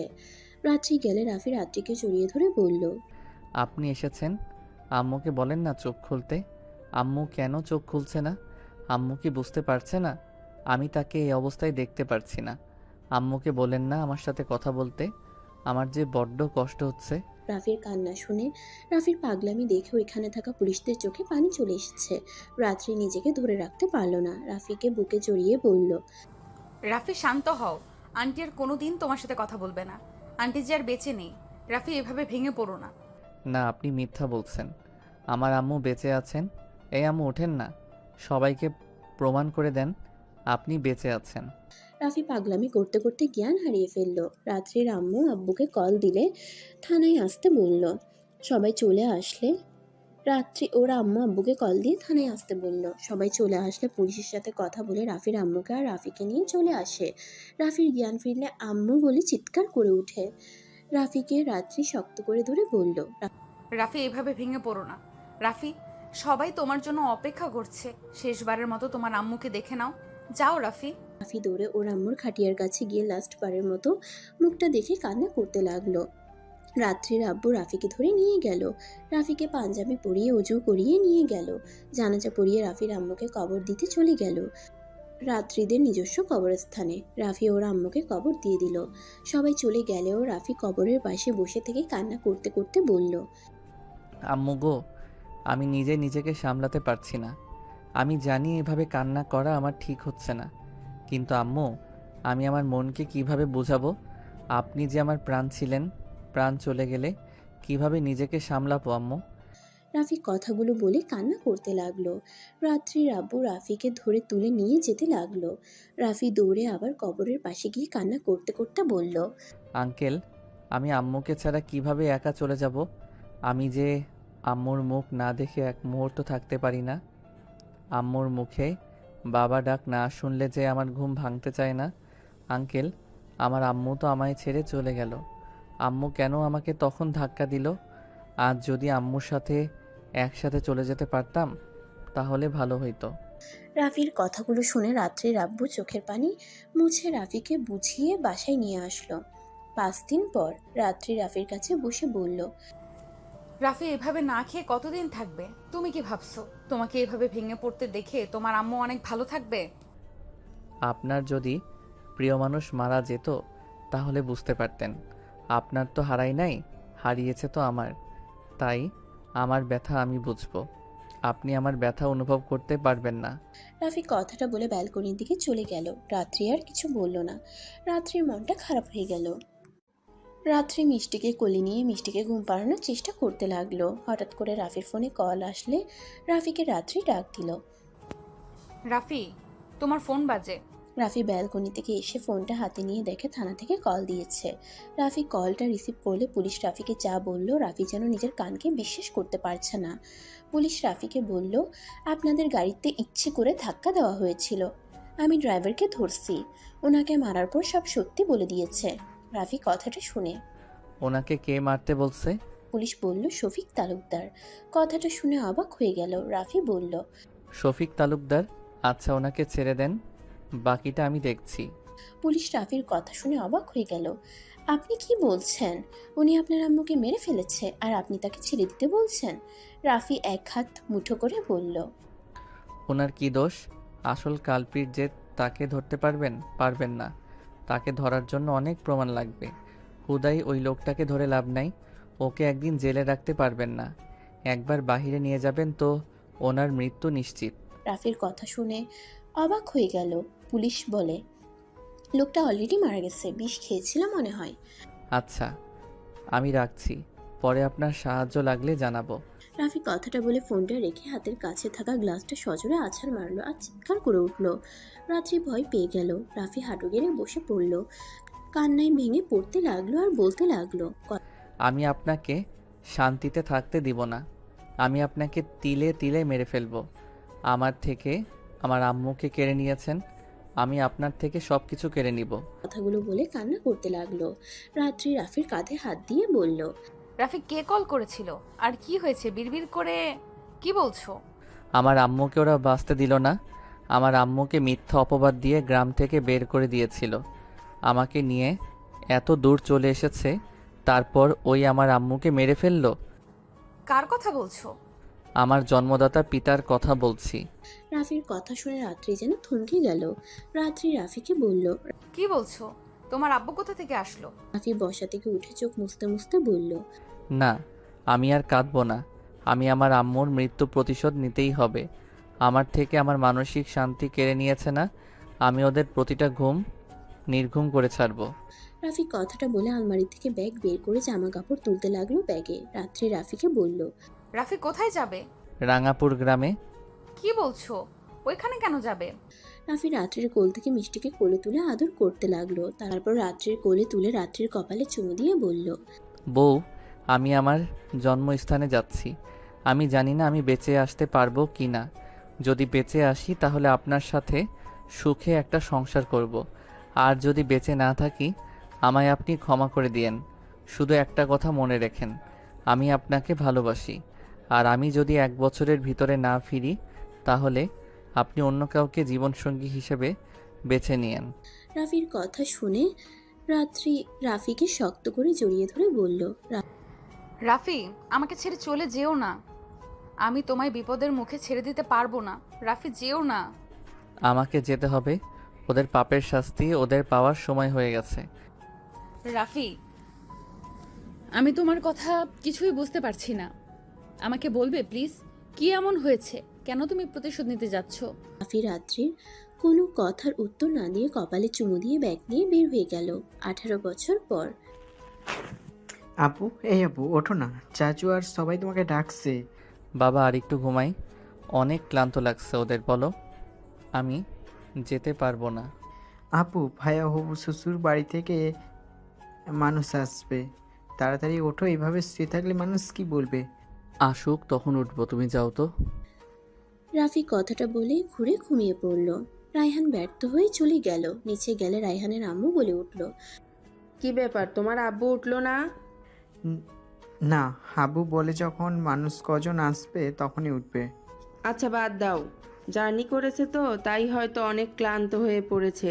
রায়হান আর কিছু না বলে দৌড়ে ওর চাচাতো ভাইয়ের কাছে চলে গেল। 10টার দিকে রায়হানের চাচাতো ভাইয়ের হবু শ্বশুর বাড়ি থেকে মানুষজন চলে আসলো। রায়হান আবার রাফিকে ডাকতে চায়। গিয়ে দেখে রাফি একটা পাঞ্জাবি পরেছে, সাথে চোখে চশমা পরে নিল। রায়হানের দিকে তাকিয়ে বলল, কিছু বলবে? ভাইয়া, হবু শ্বশুর বাড়ি থেকে সবাই চলে এসেছে। আচ্ছা চলো। রাফি রায়হানের হাত ধরে সিঁড়ি ভেঙে নিচে নামতে লাগলো। রাফি বসার ঘরে গিয়ে সালাম দিল। সালামের উত্তর দিতেই মানুষগুলো রাফির দিকে তাকাতেই রাফি চমকে গেল। রাফিকে দেখিয়ে রাফির চাচাতো ভাই রাকিব বলল, আঙ্কেল, এটা আমার বড় চাচুর ছেলে রাফি। এটা রনির নানা, শ্বশুর, নানি, শাশুড়ি, খালু, খালা। রায়হান রাফিকে পিছন থেকে বলল, আপু চলো বুঝতে। এটা কি আপনার ছেলে? তুলির কথা শুনে রাফি ভাবনার জগৎ থেকে বের হয়। রায়হানের দিকে একবার তাকালো, আবার তুলির দিকে একবার তাকালো। হ্যাঁ, আমি আব্বুর ছেলে। খালামণি, আয়ন ভাইয়া আসে নাই? না, তোমার আয়ান ভাইয়া তোমার ভাবিকে ছাড়া থাকতে পারে না তো। ও আচ্ছা। রায়হান কথাটা বলে দৌড়ে চলে গেল। তুলি রাফিকে বলল, দাঁড়িয়ে আছেন কেন, বসেন। রাফি রাকিবের পাশে গিয়ে বসলো। মাথা নিচু করে রাখলে সবাই কিছুটা অবাক হয়ে যায়। রাকিব রাফিকে বলল, কি ব্যাপার, তুই এভাবে নিচের দিকে তাকিয়ে আছিস কেন? আচ্ছা, কার সাথে রনির বিয়ে ঠিক করছো ভাইয়া? কেন, আপনি জানেন না কার সাথে বিয়ে ঠিক করেছে? দুঃখিত বেয়ান, আসলে আমার ভাই তো দেশের বাইরে ছিল, তাই ওকে কিছু বলা হয় নাই। অনেক ব্যস্ত থাকি কাজ নিয়ে। গতকাল রাতে দেশে এসেছে। ও আচ্ছা, তো বেয়াই তো জানেন না কার সাথে বিয়ে ঠিক হয়েছে?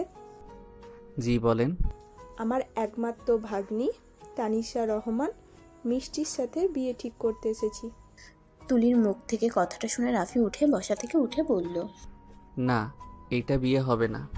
সবাই অবাক হয়ে গেল। রাকিব রাফিকে হাত টান দিয়ে বসিয়ে দিয়ে বলল, রাফি, কি বলছিস? না মানে, মিষ্টি মামুনির কি আমার ভাতিজাকে পছন্দ? দেখেন, মিষ্টি রাজি না হইলে এই বিয়ে কোনোভাবে হবে না। কেন? আমাদের মেয়ে রাজি হোক বা না হোক ওতে আপনার কি? আমরা যা বলবো তাতেই ও রাজি হতে বাধ্য। কখনোই ওই বাধ্য না।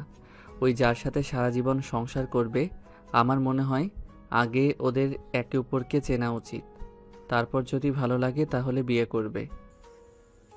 বাহ, এটা কি আপনি বলছেন? হ্যাঁ, আমি বলছি।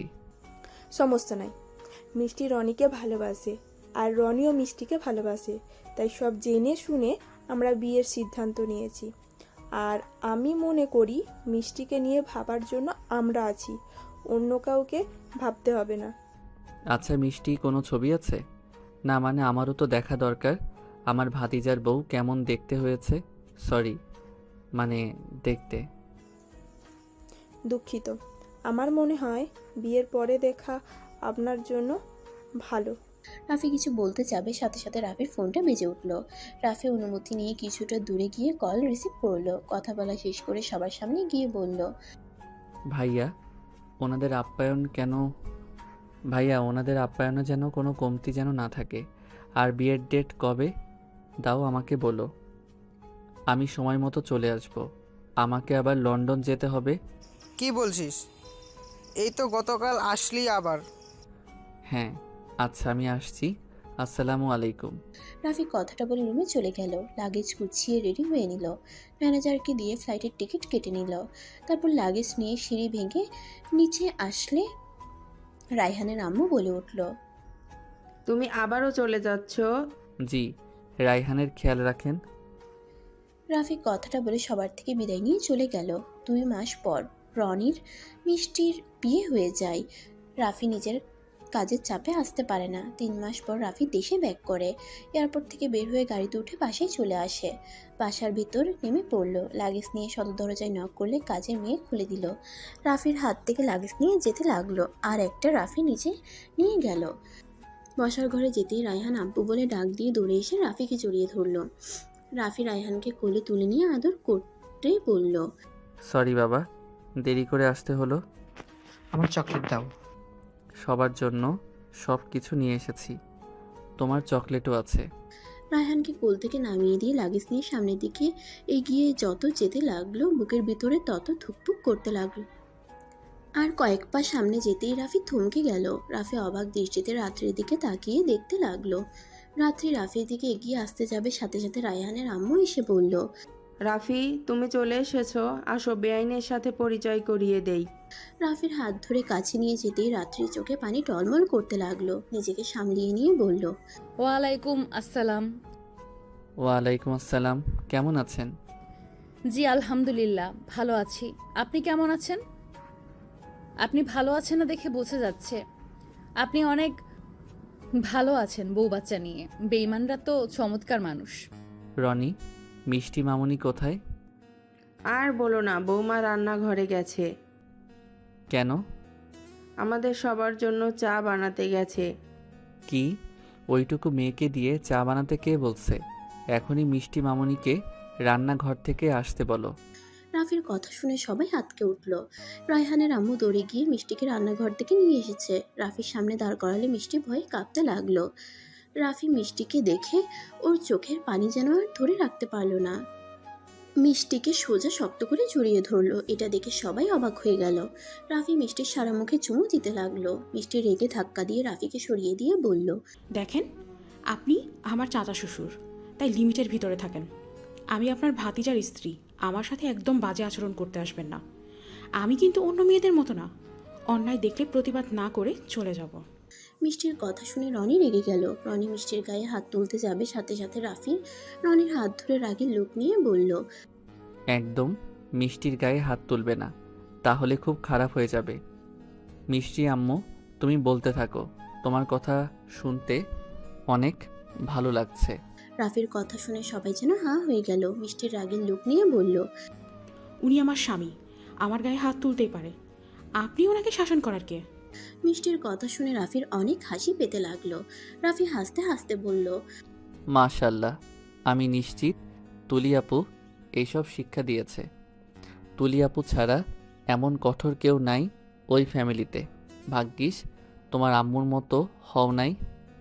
খুব ভালো, আম্মুটা সবসময় এভাবে অন্যায়ের প্রতিবাদ করবে। রনি, তোমার চাচু কি পাগল নাকি? আমি এত অপমান করলাম, উল্টো উনি হাসতেছে আর এইসব কি বলে? স্টপ মিষ্টি, তোমার লিমিটের ভেতরে থাকো। ভুলে যেও না তুমি এই বাড়ির নতুন বউ। এইভাবে কথা বলার শিক্ষা আমি তোমায় দেই নাই। আর উনি তোমার বাবার বয়সের, উনি তোমায় ভালো মনে জড়িয়ে ধরেছে। এখানে ভুলের কিছু তো আমি দেখছি না। উফ, আমার মেয়েকে বকা দিবেন না তো। রাফির কথা শুনে সবাই অবাক হয়ে তাকাতেই রাফি কথা ঘুরিয়ে বলল, আরে সবাই এভাবে তাকিয়ে আছো কেন? মিষ্টি তো আমার মেয়ের মতো। আচ্ছা শুনো, এই লাগেজটা তোমার, এখানে তোমার বিয়ে গিফট আছে। আর হ্যাঁ, সবাই একটা কথা বলি, কান খুলে শুনে নাও। মিষ্টি এই বাড়িতে যা বলবে তাই শুনবে। সবাই ওকে ওর মতো থাকতে দিবে, কেউ কখনোই ওর মনের বিরুদ্ধে কাজ করাবে না। আচ্ছা সবাই শুনবে, তুমি যাও ফ্রেশ হয়ে নাও। রাফি কাজের বুয়ার হাত থেকে লাগেজ নিয়ে চকলেট খেলনার জিনিসপত্র বের করতেই রায়হানের হাতে দিবে, তখনই সিঁড়ির উপর থেকে কেউ বলে উঠল, আম্মু তোমার ফোনটা দাও, আমি একটু গেম খেলবো, এখানে একা ভালো লাগছে না তো। রায়হান তো আমার সাথে খেলে না।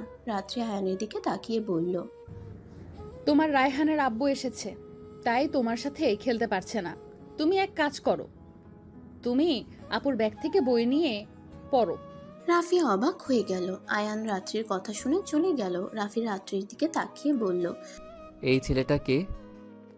আরে আপু, তুমি আয়ান ভাইয়াকে চেনো না?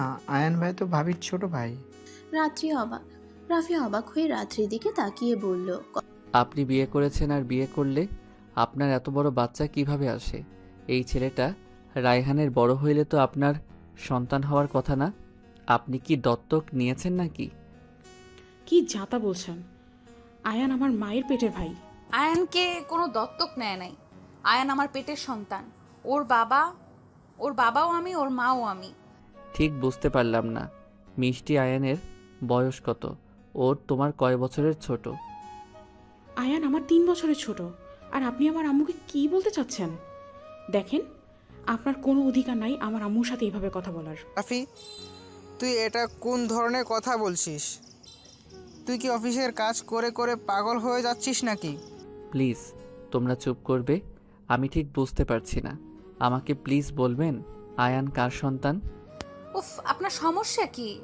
আমি অবৈধ কাজ করছিলাম, সেইখান থেকে ওই এসেছে। আর কিছু বলবেন? প্লিজ বাজে কথা বলবেন না। আপনি ওকে নিশ্চয়ই দত্তক নিয়ে এসেছেন। না, আমি আয়ানের জন্মদাত্রী মা। আয়ান আমার দ্বিতীয় স্বামীর ভালোবাসার চিহ্ন। প্লিজ আর আমার মুখ খুলাবেন না। কথাটা বলে রাত্রি চলে যেতে লাগলো।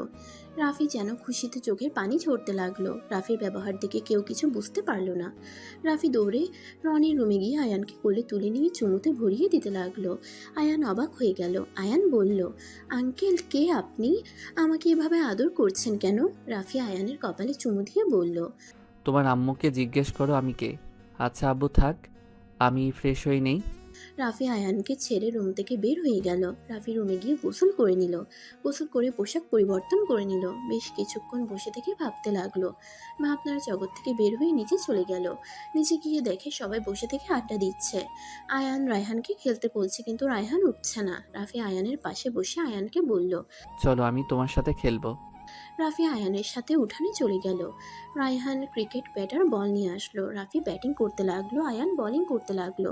সবাই বারান্দায় বসে ওদের খেলা দেখতে লাগলো। রনিকে আয়ান বলে, দুলা ভাই আপনিও আসেন না, 3 জন খেলে মজা হচ্ছে না। রায়হানের আম্মু বলে উঠল, রাফি একটা কথা বলি, রেগে যাবে না তো?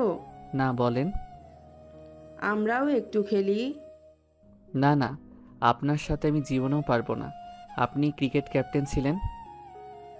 আরে আমরা মেয়েরা এক দল আর তোমরা ছেলেরা এক দল হয়ে গেল।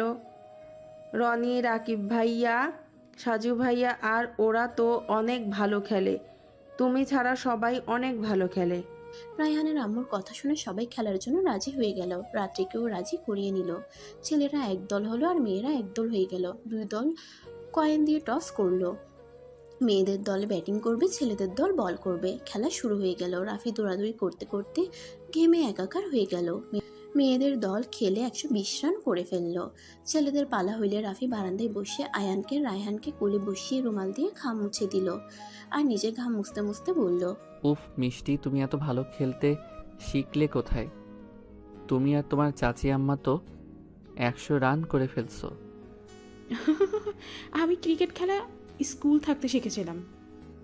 যাক, শেষমেশ এই বাড়িতে আমার মতো আর একটা মেয়ে আসলো। কথাটা বলে সবাই হাসতে লাগলো। সবাই একটু রেস্ট নিয়ে খেলতে শুরু করে দিল। রাফি একটা 4 মারতেই রাত্রির বুকে গিয়ে সোজা লেগে গেল। সবাই হা হয়ে গেল। রাত্রির বুকে ব্যথা চেপে দিয়ে বসে রাফির সাথে সাথে সবাই দৌড়ে রাত্রির কাছে গেল। রাফি রাত্রির বুকে হাত দিয়ে মালিশ করতে লাগলো আর বলতে লাগলো, রাত্রি, তোমার অনেক ব্যথা করছে। আই এম সরি, আমি বুঝতে পারি নাই তোমার বুকে এসে লাগবে। এই রাত্রি কথা বলো। রাফি কান্না করে দিল।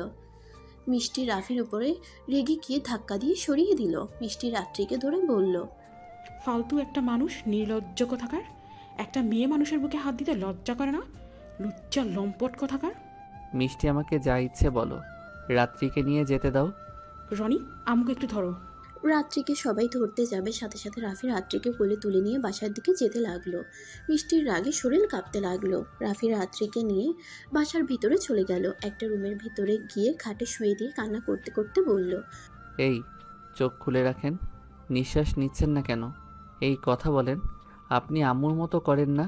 কথাটা বলে রাফি কান্নায় ভেঙে পড়ল। রাইহানের আম্মু বলল, রাফি, তুমি সরো, বেআইনকে মুখে সিপিআর দিতে হবে। রাফির কথা শুনে সাথে সাথে রাত্রির মুখে মুখ লাগিয়ে বাতাস দিতে লাগলো। মিষ্টি রাফির মাথার চুল ধরে সরিয়ে দিতে নিলে রাফি তারপরও মুখে বাতাস দিতে লাগলো। রাকিব সহ সবাই রাফির উপরে রেগে গেল। তুই কি পাগল হয়ে গেছস? একটা মেয়ে মানুষের শরীরে এভাবে স্পর্শ করতে লজ্জা করছে না? রাকিবের কথা শুনে রাফি রেগে গিয়ে রেগে বলল, উফ, তোমরা চুপ করবে প্লিজ? কেউ বরফ নিয়ে আসো আর পানি নিয়ে আসো। রাফির কথা শুনে রায়হানের আম্মু বরফ পানি নিয়ে আসতে চলে গেল। রাফি আবার বাতাস দিতে লাগলো।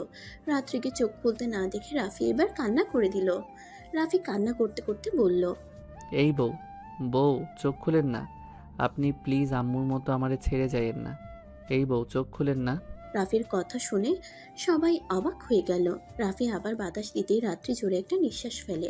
তাকিয়ে দেখে রাফি কান্না করছে। রাফি রাত্রিকে শক্ত করে জড়িয়ে ধরে সারা মুখে কিস করে বলল, আল্লাহর কাছে হাজার হাজার শুকরিয়া, আপনি চোখ খুলছেন। ওর আম্মুর পাশে বসে বলল, আম্মু, তুমি ঠিক আছো?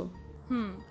রায়হানের আম্মু বরফ পানি নিয়ে আসলে রাফির হাত থেকে নিয়ে রাত্রিকে পানি খাওয়াই দিতে লাগলো। তারপর সবাইকে বাইরে যেতে বলল। আপনি আগে বাইরে যান, আপনি খুব বাড়াবাড়ি করছেন। ওকে যাচ্ছি, তুমি তোমার আম্মুর বুকে এই বরফগুলো দিয়ে দাও ব্যথা জায়গায়। রাফি রাত্রিকে ছেড়ে দিল। ছেলেরা সবাই বাইরে চলে গেল। রাফি দরজার পাশে দাঁড়িয়ে হাত দিয়ে দেয়ালে একটা পাঞ্চ করলো। রাকিব রাফিকে বলল, কি করছিস? পাগল হয়ে গেছস নাকি? নিজের উপরে রাগ হচ্ছে। কেন ওনাকে খেলতে নিষেধ করলাম না? এর থেকে যদি বড় কিছু হয়ে যেত তাহলে কি হতো? এই, তুই তো 12 বছর জেলে ছিলি, তার ভিতরে 3 বছর পর লন্ডন থাকছস।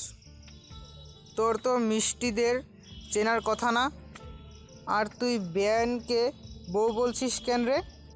আমি কাউকে কিছু বলতে বাধ্য না, আর এখন এইসব প্রশ্ন রাখো। রাফির নিজের টেনশন হতে লাগলো। সবাই চলে গেলে রাফি দরজার কাছ থেকে গেল না। রনির অনেক রাগ হতে লাগলো রাফির উপরে। রাকিবকে বলে, আব্বু, তোমার ভাই কি আমার শাশুড়ির প্রেমে পড়লো নাকি? আর এসব কি করছে? মাথার কি তার ছিঁড়ে গেছে নাকি? মান সম্মান আর রাখছে না তোমার ভাই? রাকিব রনিকে বলল, আমি নিজেও বুঝতে পারছি না, ওকে তো কোনো মেয়ের সাথে খারাপ আচরণ করতে দেখি নাই। রায়হানের আম্মুর সাথে ওর বিয়ে হয়েছে, তারপরও তো কোনো দিন আমি দেখি নাই রায়হানের আম্মুর দিকে তাকাতে। এখনও বড় ভাবি হিসেবে সম্মান করে। এদিকে রাকিব রনি কথা বলতে লাগলো, আর ওইদিকে রাত্রি রায়হানের আম্মুর দিকে তাকিয়ে বলল, দুঃখিত বেআইন, রাফির ব্যবহারে আপনি হয়তো কষ্ট পাচ্ছেন। আমি জানি কষ্ট পাওয়ার কথা, নিজের স্বামী অন্য কারোর প্রতি এত ভালোবাসা দেখালে। রাত্রির কথা শুনে রায়হানের আম্মু বলল, না, সমস্যা নাই, আমি আমার স্বামীকে চিনি, ওই একটু আবেগপ্রবণ মানুষ। আমি আপনার কাছে রাফির জন্য ক্ষমা চাচ্ছি। ও আসলে এমন খারাপ ছেলে না। আমি কখনোই ওকে কোনো মেয়ের সাথে এমন আচরণ করতে দেখি নাই। চাচি আম্মা, কিছু মনে করবেন না। রাফি চাচুকে আমার একদম পছন্দ হচ্ছে না। উনি আমার আম্মুর দিকে বাজে নজরে তাকিয়ে থাকে। আর আপনারা তো তখন দেখলেন আমাকে কিভাবে জড়িয়ে ধরছিল, কতটা জঘন্যভাবে আমাকে টাচ করছিল। আমার মুখে চুমু খাচ্ছি, ছি, ভাবতে ঘৃণা হচ্ছে। মিষ্টি, বাজে কথা বলো না। ওই তোমাকে মেয়ে হিসেবে আদর করেছে, ও খারাপ চিন্তা নিয়ে তোমায় জড়িয়ে ধরে চুমু খায় নাই। রাত্রির কথা শুনে মিষ্টির রাগ উঠে গেল। আম্মু, তুমি ওনার ব্যাপারে জানো? সবাই দেখছে উনি কিভাবে তোমার শরীরে হাত বুলাচ্ছিল, তোমার মুখে বাতাস দিচ্ছ। ওইটা মেনে নিলাম, কিন্তু ওইখানে তো আরও ছেলে মানুষ ছিল। কই, কেউ তো তোমার কাছে এগিয়ে আসতো না। ওই শুধু খারাপভাবে স্পর্শ করছিল। বৌমা, তুমি রেগে যেও না। রাফি কেন এমন করেছে আমরা নিজেরাও বুঝতে পারছি না। আমরা নিজেই অনেক অবাক হয়ে গেছি। রাফিকে যেমন ভাবছো রাফি এমন না। ওই এখানে এখনও দরজার পাশে দাঁড়িয়ে ফুটছি দিচ্ছে, দেখার চেষ্টা করছে। মিষ্টির কথা শুনে সবাই দরজার দিকে তাকাতেই দরজার পর্দার নিচ দিয়ে রাফির পা দেখা গেল। রায়হানের আম্মু রাগ হলো। রায়হানের আম্মু বলল। রাফি, রাফির সাথে সাথে ভিতরে ঢুকে বলল, জি। তুমি এখানে কি করছো? সবাই চলে গেছে আর তুমি এখানে দাঁড়িয়ে আছো? না মানে, বেআইনির এখন কি অবস্থা? আমি কি ডাক্তারকে ডেকে নিয়ে আসবো? আমি ঠিক আছি, আর আমি মনে করি আমার আশেপাশে আপনি না আসলে খুশি হব। আর আমাকে নিয়ে ভাবার কোনো মানেই হয় না। নিজের স্ত্রী সন্তানকে নিয়ে ভাবেন। আর আপনি তো ইসলামিক মাইন্ডের মানুষ, তাহলে পরনারীর দিকে তো আগ্রহ দেখাচ্ছেন কেন? প্লিজ দয়া করে আমার আশেপাশে আসবেন না। রায়হান আমার নিজের সন্তান না, আর রায়হানের আম্মু আমার স্ত্রী না। রাফির কথা শুনে রায়হানের আম্মুর খারাপ লাগলো। রাত্রিকে এসব বলাতে রাফির কথা শুনে সবাই অবাক হয়ে গেল। রাফির দিকে তাকালো। রাত্রি রেগে গিয়ে বলল, ঠিক, নিজের স্ত্রী সন্তানকে অস্বীকার করতে লজ্জা করছে না? আপনার আম্মু আপনাকে এইসব শিখাইছে? আমি সত্যি কথা বলছি, আর আমি মিথ্যা বলি না। আপনি ভালো করে জানেন, আর মিথ্যা বলেও আমি আপনাকে কখনোই মিথ্যা বলতে পারবো না। আপনি এটা তো বিশ্বাস করেন নাকি? বিশ্বাস? তাও তোমার উপরে? তোমার মনে হয় তোমাকে আমি আর বিশ্বাস করব? তুমি তো আমার কাছে মৃত। রাফি কথাটা শুনে মাথা নিচু করে ফেলল। রায়হানের আম্মু বলল, আপনারা কি একে অপরকে আগে থেকে চিনেন? হ্যাঁ আম্মু, তোমার কি একে অপরকে আগে থেকেই চিনতে? হ্যাঁ, খুব ভালো করে চিনতাম, কিন্তু এখন আমি তাকে চিনি না। সেই আমার জন্য মৃত, কারণ সেই 17 বছর আগে মারা গেছে। আমাকে কি আপনি কথা বলার সুযোগ দিবেন? রাত্রি রেগে গেল। রাত্রি চিৎকার করে বলল, মৃত মানুষের কথা কে শুনে? মিষ্টি, আমার লাগেজটা গুছিয়ে দাও, আমি ঢাকায় চলে যাব। আমি আর এক মুহূর্ত এখানে থাকবো না। আয়ান কোথায়? ওকে ডেকে বলো, আমরা বাসায় যাব। আয়ান কোথাও যাবে না, এইটা ওর বাড়ি। ও কেন এখান থেকে যাবে? মানে কি আয়নের বাড়ি এটা হবে কেন? এই আপনারা প্লিজ বলবেন এখানে হচ্ছেটা কি? মিষ্টি, আম্মু, তোমার আম্মুকে বলো আমার কথা শুনে তারপর যা বলবে আমি তাই শুনবো। শুধু আমাকে একবার কথা বলতে দিতে বলো। মিষ্টি, বলে দে, মৃত মানুষের কথা আমি শুনি না। রাফির রাগ হতে লাগলো। রাফির রাগের লোক নিয়ে তাকিয়ে বলল, প্লিজ এক কথা বারবার বলবেন না, মেজাজটা খারাপ হয়ে যাচ্ছে। আমি কিভাবে আপনার কাছে যাব? কোন মুখ নিয়ে যাইতাম?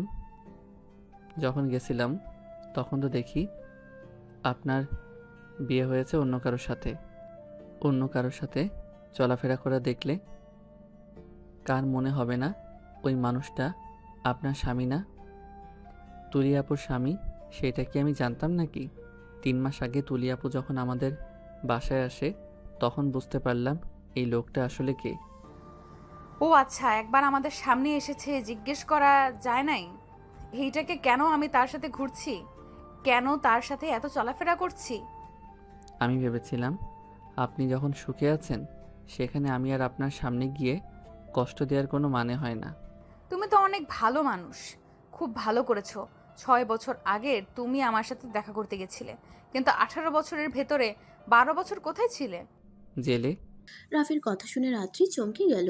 মিষ্টি অবাক দৃষ্টিতে তাকিয়ে থাকলো। রাত্রি বলে উঠল, জেলে মানে?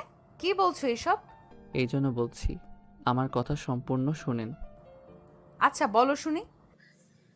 রাফি রাত্রিকে বলতে লাগলো, আমার বাবা মায়ের আমি দ্বিতীয়তম সন্তান। আমার বড় ভাই আছে, আমি আর ভাইয়া যমজ। আমার ভাই এখন কোমাই থেকে বের হয়ে হসপিটালে আছে। আর রায়হান আমার বড় ভাইয়ের ছেলে। আচ্ছা বুঝলাম, তার মানে উনি তোমার স্ত্রী না? উনি আমার স্ত্রী না, ওনার সাথে আমার বড় ভাইয়ের বিয়ে হয়েছে, কিন্তু এইটা কেউ জানে না। রায়হান যখন পেটে তখনই গ্রামের মানুষ খেপে যায়। রায়হানের আম্মুকে রায়হানের নানির বাড়ি সবাইকে গ্রাম ছাড়া করতে নিয়েছিল, তখনই আমি ওইখানে গিয়েছিলাম ভাইয়ার কথা মতো। পরে ওরা সবাই জোর করে আমাদের বিয়ে দিয়ে দেয়। সেখান থেকে উনি আমার স্ত্রী হিসেবে আছে। বুঝলাম, বাট এর সাথে জেলে যাওয়ার সম্পর্ক কি? আমি ভাইয়াকে সাথে নিয়ে আমার সৎমাকে খুন করেছি। রাফির কথা শুনে এক চমকে গেল। রাফির দিকে অবাক দৃষ্টিতে তাকিয়ে বলে, কি যাতা বলছো? তুমি খুন করেছো মানে? হ্যাঁ, আমি আর ওনাকে মেরে ফেলছি। শুধু ওনাকে না, ওনার বড় ভাইকেও মেরে ফেলছি। আমাদের মায়ের প্রতিশোধ নিয়েছি। আমার মাথার উপর দিয়ে যাচ্ছে, আমাকে একটু বুঝিয়ে বলবে? বোঝাতে গেলে প্রথম থেকে বলতে হবে।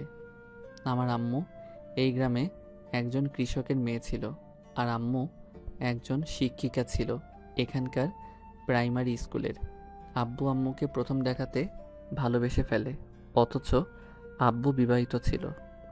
আব্বুর ছেলে সন্তানের দরকার ছিল, কিন্তু আমার সৎ আম্মুদের সবার শুধু মেয়ে হয়েছে। তাই আব্বু আরেকটা বিয়ে করার জন্য পাত্রী খুঁজছিল।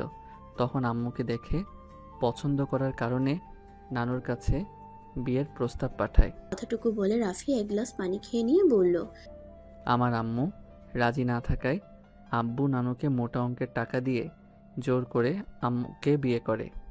আব্বু আবার আমার আম্মুকে সব বউদের থেকে বেশি ভালোবাসতো।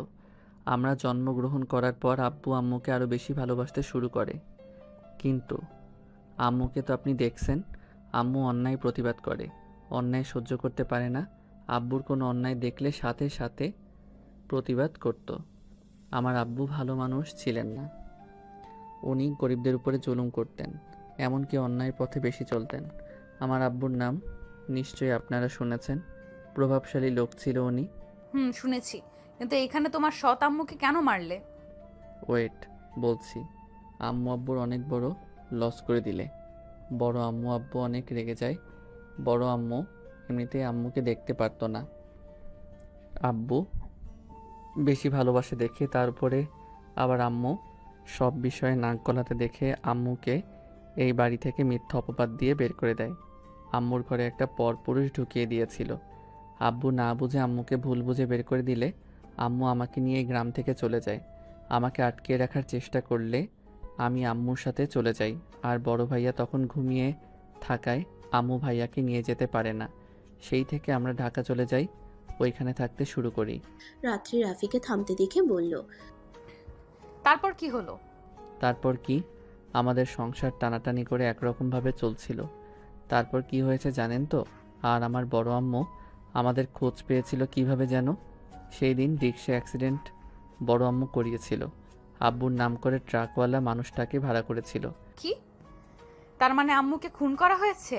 হ্যাঁ, সেদিন পুলিশ আমাকে বলেছিল আমার আব্বু নাকি খুন করেছে। আমি এখানে এসেছিলাম স্বাভাবিকভাবে থাকছি, আস্তে আস্তে বুঝতে পারি আম্মু যে মারা গেছে আব্বু জানে না। এইসব বড় আম্মু করছে।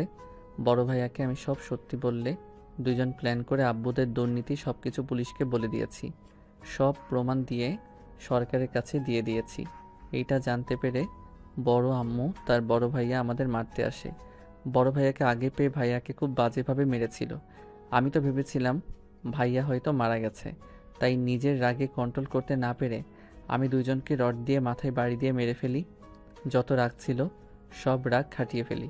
এই ঘটনা একটা লোক দেখেছিল, পরে পুলিশকে ইনফর্ম করলে আমাকে ধরে নিয়ে যায় আর ভাইয়াকে হসপিটালে নিয়ে যায়। সেই থেকে ভাইয়া কোমা থেকে বের হয়েছে, আর 12 বছর আমি জেল খাটি। আব্বু এইসব শুনে স্ট্রোক করে মারা যায়, আর ভাইয়ার হসপিটালে চিকিৎসা চলছে। রাত্রি রাফির কথাগুলো শুনে কি বলবে বুঝতে পারছে না। রাত্রি রাফির দিকে তাকিয়ে বলল, তার মানে শফিক তালুকদার 2 ছেলে তোমরা ছিলে? তোমাদের ছবি তো নিউজেও দেয় নাই। রাকিব ভাইয়ার ছোট চাচ্চু মিলে রিপোর্টদের আমার ছবি নিতে দেয় নাই, তাই কেউ আমার মুখ দেখে নাই। এখনও কেউ জানে না আমি রফিক তালুকদারের ছেলে, শুধু আমাদের গ্রামের মানুষ কিছুজন জানে। আর আমি জেল থেকে বের হয়ে 3 বছর ছদ্মবেশ নিয়ে থাকছি। আমার পড়াশোনা শুরু করার জন্য আমি লন্ডন চলে গেছিলাম। ওইখানে রাকিব ভাইয়ার সাথে অফিস সামলাচ্ছিলাম আর পড়াশোনা করছি। আর হ্যাঁ, আমি আপনার সাথে দেখা করতে জেল থেকে বের হয়ে গেছিলাম, কিন্তু পরে তো ভুল বোঝাবুঝির কারণ আর আপনার সামনে যাই নাই। I am sorry. এত কিছু হয়ে গেছে আর তুমি এমন স্বামী যে একবার বউকে কল দিয়ে বলতে পারো নাই যে আমি এখানে আসি? একবার ভেবে দেখেছো আমি কিভাবে তোমাকে ছাড়া চলবো? একবারও কি আমাদের কথা ভাবো নাই? রাত্রির কথা শুনে সবাই অবাক হয়ে গেল। মিষ্টি অবাক হয়ে গেল। রাফি রাত্রির দিকে তাকিয়ে বলল, কি করতাম? আমাকে ক্ষমা করে দিয়েন। আমি তখন যা ভালো মনে করছি তাই করছি। বাহ, তুমি তো নিজের মন মতো চলতে শিখে গেছো। আমি জানি আপনাকে জানানো উচিত ছিল। আমি ভুল করছি, কিন্তু আপনার সাথে যোগাযোগ করি নাই। আরেকটা কারণ ছিল, আমার বড় আম্মু যদি জানতো আপনি আমার স্ত্রী তাহলে আপনার ক্ষতি করার চেষ্টা করত। অনেক দিক ভেবে আমি এমন কাজ করছি। আম্মু, কি বলছে উনি? তুমি তার স্ত্রী মানে? ঠিক শুনছো রাফি, আমার স্বামী। এই জন্য ওই আমার এতটা কাছে এসেছে। আর রাফি তোমাকে অনেক ভালোবাসে। ওই তোমাকে প্রথম দেখাতেই নিজেকে কন্ট্রোল করতে পারে নাই। আমি কিছুই বুঝতে পারছি না। তুই শান্ত হও, আমি তোমাকে বুঝিয়ে বলছি। রাত্রি মিষ্টিকে বিয়ের থেকে রাফির বের হয়ে যাওয়া সবকিছু খুলে বলল। মিষ্টির চোখের পানি চলে আসলো। মিষ্টি রাফিকে জড়িয়ে ধরে বলল, আব্বু, আমাকে ক্ষমা করে দেন। আমি বুঝতে পারি নাই। আর আম্মু বা কেউ আমাকে কোনোদিন আপনার সম্পর্কে কিছু বলেই নাই, তাই আমি আপনাকে চিনতে পারিনি। শুধু দেখেছি আপনার জন্য প্রতি রাতে কাঁদতে দেখেছি, কিন্তু কেন কান্না করছে সেটাও জানতাম না। কখনো জিজ্ঞেস করলে বলেও নাই। রাফি মিষ্টিকে নিজের কাছ থেকে সরিয়ে চোখের পানি হাত দিয়ে মুছে কপালে চুমু দিয়ে বলল, দূর পাগলি, আমি কি আমার মিষ্টি আমার উপরে রাগ অভিমান করতে পারি নাকি? আর আমার মেয়েটা যে তোতা পাখির মতো এত কথা বলতে পারে, আমার বিশ্বাস হচ্ছে না সেই ছোট মেয়েটা যে এত বড় হয়ে গেছে। রাফির কথা শুনে মিষ্টি ফিক করে হেসে দিল। ওদের হাসতে দেখে সবাই হেসে দিল। রায়হানের আম্মু বলল, এই তার কারণ। এজন্যই তো বলি মেয়েদের থেকে এত দূরে কেন থাকে। আচ্ছা চাচি, আমাকে কি বলবো? মেজো আম্মু বলবো নাকি চাচি আম্মা বলবো? তোমার যেটাই ভালো লাগে ওটাই বলো। আর এমনিতেও আমি তোমার আব্বুর স্ত্রী না, আমাদের ডিভোর্স হয়েছে অনেক আগে। রায়হানের আম্মুর কথা শুনে বাকি সবাই অবাক হয়ে বলে উঠল, কি, তোমাদের ডিভোর্স হয়েছে কবে? রায়হানের আম্মু বলল, অনেক আগেই। পিছন থেকে সব কথা শুনে রনি বলল, শেষমেশ কিনা চাচ্চু হয়ে গেল শ্বশুর। রনির কথা শুনে সবাই হেসে দিল। রাফি বলে উঠল, আমার মেয়ের খেয়াল রেখেন বাবাজি। আচ্ছা, সবাই ওনাদের একা কথা বলার সময় করে দেয়া উচিত। আমার মেয়ে থাকলে সমস্যা নাই। মিষ্টি রনিকে নিয়ে চলে গেল। এক এক করে সবাই রুম থেকে বের হয়ে গেল। রায়হানের আম্মু বাইরে থেকে দরজা লাগিয়ে দিয়ে চলে গেল। রাফি রাত্রির কাছে যেতেই রাত্রি অন্যদিকে মুখ ঘুরিয়ে নিল। রাফি রাত্রির কোলে শুয়ে পড়ল। রাত্রি অন্যদিকে মুখ রেখে রাফির মাথায় হাত বুলিয়ে দিতে লাগলো। রাফি রাত্রির গাল দুইটা ধরে নিজের দিকে তাক করিয়ে বলল, বউ, আপনি কি আমার সাথে কথা বলবেন না? বলতে চাই না, এখন কথা বলে কি হবে? 18টা বছর আপনার সাথে কথা না বলে থাকতে পারলে বাকি জীবনটাও একা একা কাটিয়ে দিতে পারবো। আর আপনি একটা মেয়ে দেখে বিয়ে করে নিয়েন। রাত্রির কথা শুনে রাফি কিছুটা অবাক হয়ে কোল থেকে উঠে রাত্রির দিকে তাকিয়ে বলল, আমার বউ থাকতে আমি কেন আরেকটা বিয়ে করতে যাব? আমার বয়স কত? 43 হয়ে গেছে। তো কি হয়েছে? আস্তে আস্তে বুড়ি হয়ে যাচ্ছি। মানুষ তোমাকে কি বলবে? কে কি বললো ওইসব দেখার আমার সময় নাই। তুমি আমার কাছে আগেও যেমন ছিলে, ভবিষ্যতেও ওই সেম থাকবে। তুমি আমার প্রথম ভালোবাসা, তুমি আমার শেষ। আমার লাইফে আমি আর কাউকে ভালোবাসতে পারবো না। রাত্রি কিছু বলতে যাবে তখনই রাফির ফোন বেজে উঠল। রাফি ফোনটা রিসিভ করে কথা বলতে লাগলো। কথা বলা শেষ করে বলল, বউ, আমি আসছি। কি হয়েছে? তুমি এত খুশি কেন? পরে সবাইকে দেখতে পারবেন। আমি একটু বের হব। রাফি রাত্রির কপালে চুমু দিল। রাত্রি রাফির পিছন পিছন বের হলো। বসার ঘরে গিয়ে বলল, ভাবি, আজকে একটু সেজে থাকেন তো। রাফির কথা শুনে রায়হানের আম্মু অবাক হয়ে বলল, ইয়াহ, তুমি কি নিজের বউ বলার জায়গায় আমাকে বলছো নাকি? আরে না, আমি আপনাকে বলছি আপনি একটু সেজে থাকেন। ও মা, কেন? দূর, আপনাকে এত প্রশ্নের উত্তর দিতে পারবো না। রাকিব ভাইয়া আর রনি আমার সাথে একটু চলো তো। বুঝতে পারছি কোথায় যাবি। আচ্ছা থাক, আমি লুঙ্গিটা পরিবর্তন করে আসছি। রনি, তুই চাচ্চুর সাথে যা। রাফি আর রনি বাহিরে চলে গেল। মিষ্টি রাত্রির দিকে তাকিয়ে বলল, আম্মু আব্বুর আবার কি হলো? জানি না, এই ওর হুট করে কল আসা দেখলে আমার ভয় লাগে। আর আম্মু আগেই বলেছিল ওই একটু চাপা সাইজে, কোনো কিছু সহজে বলতে চায় না। ফালতু একটা স্বভাব। কি বললে ডাকবো বুঝতে পারছি না, কিন্তু আসলে রাফি এমন না, ওদের ভাইরা এমন। আমাকে তুমি ভাবিও বলতে পারো, আপুও বলতে পারো। আম্মু, আয়ানের কাছে যাও তো, ও ভয় পেয়ে আছে। রাত্রি মিষ্টির কথা শুনে চলে গেল। সন্ধ্যায় রাফিরা ফিরে আসলো। দরজায় নক করলে কাজের মেয়ে দরজা খুলে দিল। সবাই এক এক করে ভিতরে ঢুকলো। ভিতরে গিয়ে রাফি মিটিমিটি করে হেসে বলল, ভাবি। ভাবি ডাক শুনে রাফির দিকে তাকাতেই রাফির পিছন থেকে রকি বের হয়ে আসলো। রকিকে দেখে রায়হানের আম্মুর সাথে সবাই দাঁড়িয়ে পড়লো। রায়হানের আম্মু কয়েক পা পিছিয়ে গেল। খুশিতে দৌড়ে এসে রকিকে জড়িয়ে ধরলো। রকি রায়হানের আম্মুকে জড়িয়ে ধরে কান্না করে দিল। কপালে চুমু দিয়ে রায়হানের আম্মুকে শান্ত করতে লাগলো। রায়হানের আম্মু বলল, আমার বিশ্বাস হচ্ছে না তুমি হাঁটতে পারছো, আমার সামনে তুমি দাঁড়িয়ে আছো। ভাবি ভাইয়াকে রুমে নিয়ে যান। আর সেজে থাকতে বলেছিলাম তা করে পেতনির মতো হয়ে আছেন। রাফির কথা শুনে সবাই হেসে দিল। রায়হান দৌড়ে এসে রাফিকে জড়িয়ে ধরে বলল, আব্বু তোমার মতো দেখতে এই আঙ্কেলটাকে। এইটা তোমার আঙ্কেল হয় না, এটা তোমার আব্বু। আর আমি আয়নের আব্বু হই। আব্বু তুমি আমার সাথে মজা করছো? আব্বু আমি তোমার কণ্ঠ চিনি, তুমিই আমার আব্বু। না, এটাই তোমার আসল আব্বু, এদিকে আসো। রকি রায়হানকে কোলে তুলে নিলে রায়হান অবাক হয়ে যায়। রায়হান বলে, কই আম্মু, ওনার শরীর থেকে তো আব্বুর কোনো ঘ্রাণ পাচ্ছি না। উফ আঙ্কেল আমাকে নামিয়ে দেন। আব্বু তুমি আমার সাথে মজা করবে না, এমনিতেই আমি অনেক রেগে আছি। ভাবি আম্মু আয়ান ভাইয়াকে বলেছিল তুমি নাকি আয়ান ভাইয়ার আব্বু। আচ্ছা শোনো, আমি তোমার আব্বু, কিন্তু আমার সাথে ওই আঙ্কেলটা তোমার বড় আব্বু। আর তুমি আমার যেমন ছেলে তেমন আয়ানও আমার ছেলে। ও আচ্ছা তাই। রকি রায়হানের সাথে কথা বলতে লাগলো। রাফি আয়ানের দিকে তাকিয়ে বলল, কি ব্যাপার, আমার আব্বুটা এখানে দাঁড়িয়ে আছো কেন? আয়ান রাফির কাছে এসে শক্ত করে জড়িয়ে ধরে বলল, আব্বু আপনি আমাদের রেখে এখানে কেন এসেছেন? আপনি জানেন আমি আপনাকে কত মিস করছি। রাফি আয়ানকে পাজা কোলে নিয়ে বলল। আর কখনই ছেড়ে যাব না। রকি রায়হানকে কোল থেকে নামিয়ে এক এক করে সবার সাথে পরিচয় হয়ে নিল। সবার সাথে কথা বলে যার যার রুমে চলে গেল। আয়ান আর রায়হান ওরা নিজেদের রুমে চলে গেল। রাফি দরজার আড়ালে দাঁড়িয়ে থাকলো। রাত্রি রুমের ভিতরে ঢুকলে রাফি আস্তে আস্তে পিছন থেকে রাত্রিকে জড়িয়ে ধরলে রাত্রি হাসি দিল। রাফি ভ্রুকুচকে তাকিয়ে বলল, ভয় পাওয়া বাদ দিয়ে হাসেন কেন? আমি জানি আমার দুষ্টু বরটা ছাড়া কেউ আমায় জড়িয়ে ধরার সাহস পাবে না। ধ্যাত। রাফি গম্ভীর মুখ করে খাটে বসে পড়ল। রাত্রি রাফির দিকে তাকিয়ে রাফির কাছে গিয়ে রাফির কোলে বসে বলল, আমার বাবুটা কি অভিমান করেছে? হুম। রাত্রির সাথে সাথে রাফির মাথার পিছনে ধরে ঠোঁটের সাথে ঠোঁট বসিয়ে দিল। রাফি মুচকি হেসে দিল। সমাপ্ত।